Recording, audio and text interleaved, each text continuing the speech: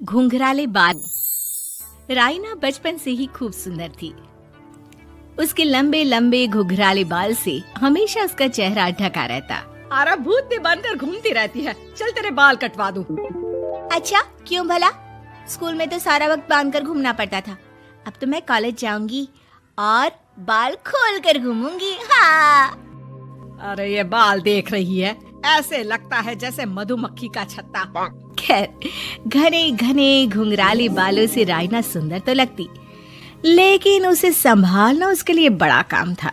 माँ, अरे माँ, शैम्पू खत्म हो गया है। इस बार वो वाला लाना ना, जो घुंघराले बालों को और बाउंसी बनाता है। माँ ले आना, हाँ जरूर से। कल मेरा कॉलेज का पहला दिन है, मैं चाहती हूँ सब मुझे देखकर जले। अगले दिन राइना कॉलेज पहुँचती है, जहाँ एक लड़का उसे छेड़ते हुए कहता है, अरे लगता है चाउमीन में सोया सॉस कुछ ज्यादा ही गिर गया। अरे मुझे तो चेहरा दिख ही नहीं रहा। लड़कियां भी राइना का मजाक उड़ाती है। अरे यार, ये कंगना की कॉपी करके कौन आया है? लोकल कंगना, और कौन? राइना को सभी पर गुस्सा आता है, लेकिन वो कुछ नहीं कहती। स्कूल में तो बाल बंधे ही रहते थे, लेकिन कॉलेज में राइना एक लड़की से कहती है, हाय, मेरा नाम राइना है, मुझे आर्ट्स डिपार्टमेंट में जाना है। कहाँ से है रास्ता? अपने बाल हटाकर देखो, सामने ही बोर्ड लगा है। राइना को कॉलेज में भी दोस्त बनाने में दिक्कत आ रही थी। वो रोते रोते घर आ जाती है। माँ, मैं क्या करूं? आज तो सारा दिन लोगों ने न जाने क्या क्या बोलकर मेरा मजाक ही बना कर रख दिया। माँ प्लीज कुछ करो ना मेरे बालों का। मैंने तो पहले ही कहा था कटा दे, पर तू। अरे कटाने से क्या होगा, उल्टा जो थोड़े बांध कर ये इन्हें समेट सकती है ना, वो भी नहीं कर पाएगी। तो क्या मेरी कोई दोस्त नहीं बनेगी कॉलेज में, या मैं हमेशा लोगों के मजाक का ही शिकार होती रहूंगी? राइना जोर जोर से रोने लगती है। तभी उसका छोटा भाई आ जाता है और राइना के बालों के बीच एक पेंसिल छुपा देता है। तभी उसका दोस्त भी पीछे से आ जाता है। अरे ढूंढो ढूंढो, कहाँ है पेंसिल? मैं नहीं बताऊंगा। दोस्त काफी कोशिश करता है, लेकिन उसे पेंसिल नहीं मिलती। वो वहाँ से चला जाता है। थैंक्स दी, आज आपके बालों ने तो मुझे बचा ही लिया। अच्छा, बहुत दिनों के बाद बालों को लेकर कुछ अच्छा सुनने को मिला। मुझे भी पहले लगता था कि मेरे बाल सबसे सुंदर है, लेकिन अब पता चला। अरे क्या पता चला, क्या हो गया? देख, किसी भी चीज के ना दो पहलू होते हैं। या तो तुम बालों से ही लोगों का मन जीतो, या फिर रोती रहो। अब ऐसे घने बाल तो तुम्हें भगवान ने दिए हैं। राइना को पिता की बात समझ में आ जाती है। वो सोच लेती है कि जिन बालों के कारण वो कॉलेज में एक भी दोस्त नहीं बना पा रही है, उन्हीं बालों से वो दोस्तों की लाइन लगवा देगी। अगले दिन कॉलेज में डेस्क में राइना बालों को आगे कर लेती है और लोगों को लगता है कि राइना का चेहरा पीछे है, लेकिन राइना घने घुंघराले बालों को हटाकर हंसने लगती है। देखा मेरे बालों का कमाल, इससे मेरा चेहरा भी नहीं दिखता और मैं चलती क्लास में सो भी सकती हूँ। सभी राइना को देखकर हंसने लगते हैं। क्लास में परीक्षा चल रही होती है, तो राइना अपने बालों में चीटिंग के पेपर छुपा छुपा कर आसपास के बच्चों की मदद भी कर देती है, जिसके बाद से तो राइना क्लास की हीरोइन बन जाती है। वाह राइना, तेरे बाल तो बहुत कमाल के हैं। मैं तो इन्हीं के कारण पास हो गई। और पता है, मैं तो अपने काम का सामान राइना के बालों के बीच में ही फंसा देती हूँ। जैसे जैसे काम होता है वैसे वैसे इस्तेमाल करती हूँ।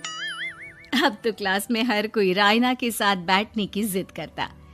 राइना में इसे लेकर घमंड आ जाता है। उसे लगता है कि वही क्लास की सबसे डिमांडिंग लड़की है।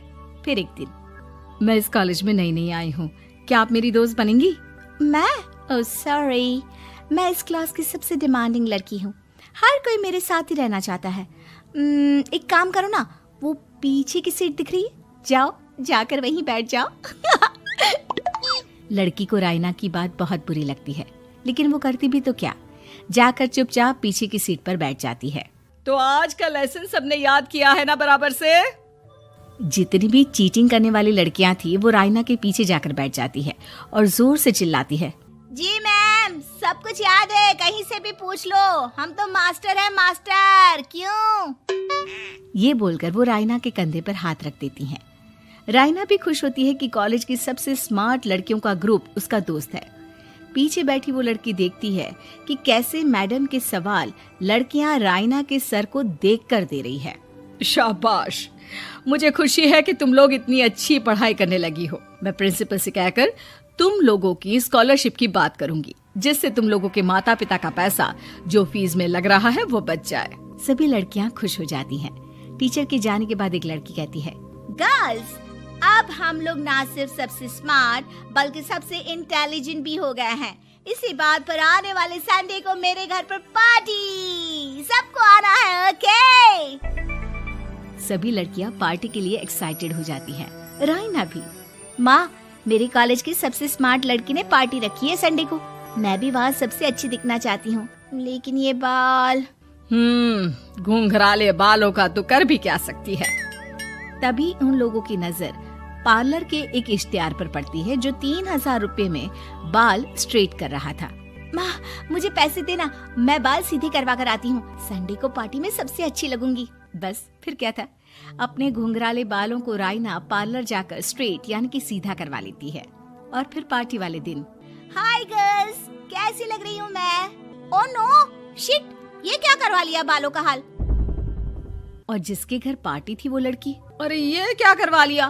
तुम्हें मालूम नहीं है, जिस बालों में चीटिंग रखकर हम लोग टीचर के अगर इम्प्रेशन जमाते थे, उन बालों को तुमने। अरे हमें तो स्कॉलरशिप भी मिलने वाला था, अब तुमने बाल सीधे करवा लिए।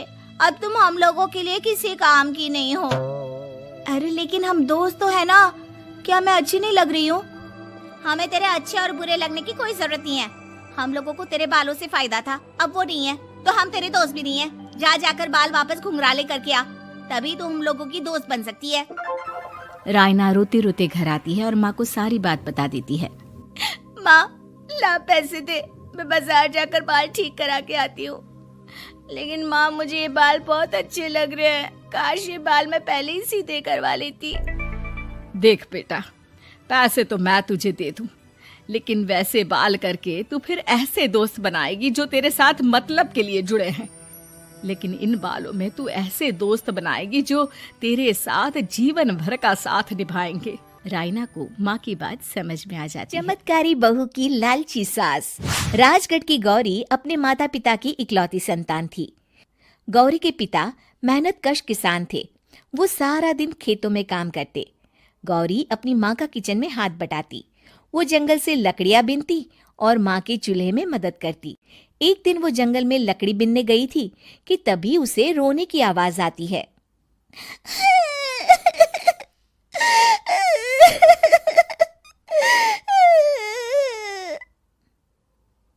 अरे, यहाँ कौन रो रहा है?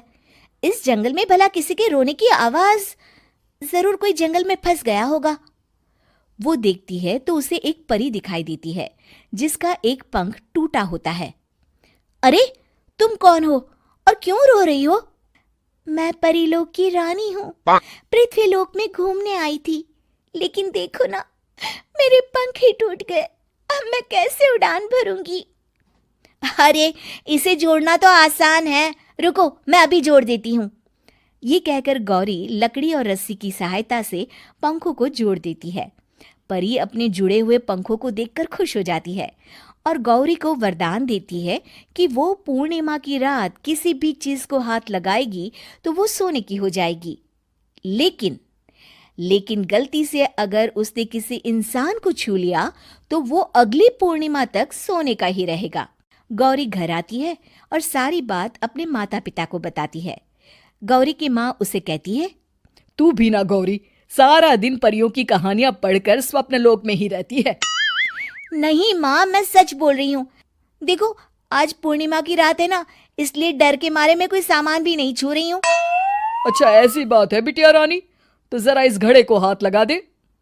गौरी घड़े को जैसे ही हाथ लगाती है वो सोने का हो जाता है। गौरी के माता पिता घड़े को देखकर हैरान रह जाते हैं। अगले दिन गौरी के पिता उस घड़े को सुनार के पास बेचने जाते हैं तो रास्ते में उन्हें कंचा काकी मिलती है।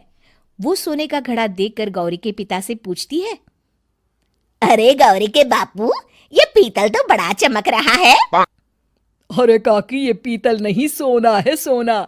बेचने ले जा रहा हूँ। अरे कहीं कोई लॉटरी लग गई है क्या? इतना सोना? गौरी के पिता काकी को गौरी को परी द्वारा दिए वरदान के बारे में बताते हैं। काकी गौरी के पिता की बात सुनकर सोच में पड़ जाती है और फिर अगले दिन काकी गौरी के घर आती हैं। गौरी के बापू, तुम्हारे लिए मैं एक खुशखबरी लाई हूँ। तभी गौरी की माँ पूछती है, क्या खुशखबरी है काकी? अरे तुम्हारी बेटी का रिश्ता मैं अपने बेटे से करना चाहती हूँ। अरे कब तक अपनी सयानी लड़की को घर पर बिठा कर रखोगी? हाँ, देखो काकी, मैं ऐसे ही व्यक्ति से अपनी बेटी की शादी कराऊंगा जो गौरी के वरदान से नहीं, उसके गुणों को समझे। अरे हमें तो गौरी के गुण अच्छे लगे, इसीलिए तो आ गई हूँ मैं। फिर गौरी के माँ बाप मान जाते हैं और उसकी शादी काकी के बेटे से हो जाती है। अगले दिन, अरे गौरी, कल पूर्णिमा की रात है। तुम्हारे पिताजी परी के वरदान के बारे में बता रहे थे, तो मैं ना कुछ चीजें रख दूंगी, जरा हाथ लगा देना। तभी गौरी का पति वहां आ जाता है और अपनी माँ से कहता है, माँ, क्या जरूरत है गौरी के वरदान को इस्तेमाल करने की? वैसे भी मेरी मेहनत से घर तो चल ही रहा है ना। और गौरी के पिता ने भी यही कहा था कि वो ऐसे ही व्यक्ति से उनकी बेटी की शादी करेंगे जो गौरी के वरदान से नहीं, उसके गुणों को समझे। अरे बस कर किताबी बातें। तेरे लिए क्या लड़कियों की कमी थी जो मैं ये किसान की बेटी घर ले आती? और सुन गौरी, कल अगर तूने सारी चीजों को सोने का नहीं किया तो मैं तुझे घर से निकाल दूंगी और अपने बेटे की दूसरी शादी करवा दूंगी, समझी? इतना कहकर गौरी की सास वहां से चली जाती है। अगली पूर्णिमा की रात गौरी की सास गौरी के सामने ढेर सारे बर्तन रख देती है और कहती है, जल्दी कर गौरी, रात खत्म हो जाएगी। जल्दी जल्दी इन सारे बर्तनों को हाथ लगाकर सोने का कर दे।